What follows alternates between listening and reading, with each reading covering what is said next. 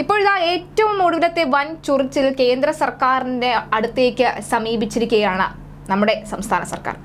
Governor Arif Muhammad ഖാനെതിരെ രാഷ്ട്രപതിക്ക് കത്തയച്ച കേരള സർക്കാർ. Governor ചുമതല നിറവേറ്റുന്നില്ല എന്നും പ്രോട്ടോകോൾ ലംഘനം നിരന്തരം നടത്തുന്നുവെന്നുമാണ് വിമർശനം. രാഷ്ട്രപതിക്കും പ്രധാനമന്ത്രിക്കുമാണ് സംസ്ഥാന സർക്കാർ കത്തയച്ചിരിക്കുന്നത്. ഈ കത്ത് കേന്ദ്ര സർക്കാരും രാഷ്ട്രപതിയും തള്ളും എന്ന കാര്യത്തിൽ യാതൊരുവിധ സംശയവുമില്ല.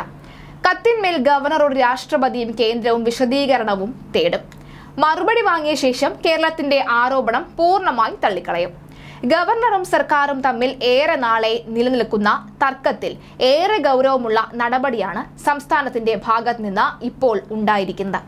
നിയമസഭ പാസാക്കിയ ബില്ലുകൾ ഒപ്പിടാതെ തടഞ്ഞുവെച്ച നടപടിയിലാണ് ഗവർണർ ചുമതല നിറവേറ്റുന്നില്ല എന്ന വിമർശനം സർക്കാർ ഉന്നയിക്കുന്നത്. ഇത് മുൻനിർത്തിയാണ് ഇപ്പോൾ അയച്ചിരിക്കുന്ന കത്തും. എന്നാൽ ഈ കത്തിൽ വിശദീകരണം ചോദിച്ചാൽ കേരളത്തിലെ ധനപ്രതിസന്ധിയും ക്രമസമാധാന നില തകർച്ചയും അടക്കം ഗവർണർ ചർച്ചയാക്കും. ഗവർണർ ഈ വിഷയങ്ങളിൽ കേന്ദ്രത്തിന് റിപ്പോർട്ട് അയക്കാൻ കാത്തിരിക്കുകയുമായിരുന്നു. ഇതിനിടെയാണ് സർക്കാരിന്റെ ഭാഗത്ത് നിന്ന് പ്രധാനമന്ത്രിക്കും രാഷ്ട്രപതിക്കും കത്തയക്കുന്നത്.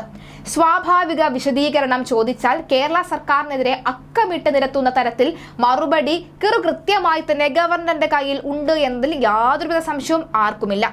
കേരളത്തെ മുഖ്യമന്ത്രി കലാപഭൂമിയാക്കാൻ ശ്രമിക്കുന്നുവെന്ന മുഖ്യമന്ത്രിയുടെ പ്രസ്താവനകളിലൂടെ തന്നെ വിശദീകരിക്കും.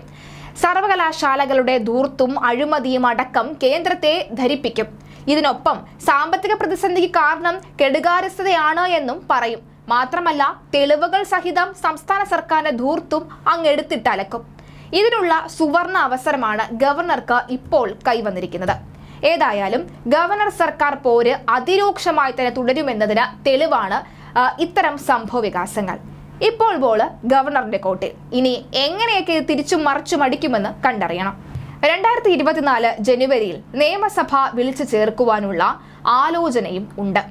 അങ്ങനെയെങ്കിൽ ഈ നടപടിക്രമങ്ങളിലേക്ക് സർക്കാർ കടക്കാനിരിക്കുകയാണെങ്കിൽ ഗവർണറുമായി തെരുവിലുള്ള ഏറ്റുമുട്ടലിലേക്ക് CPM കടന്നതും.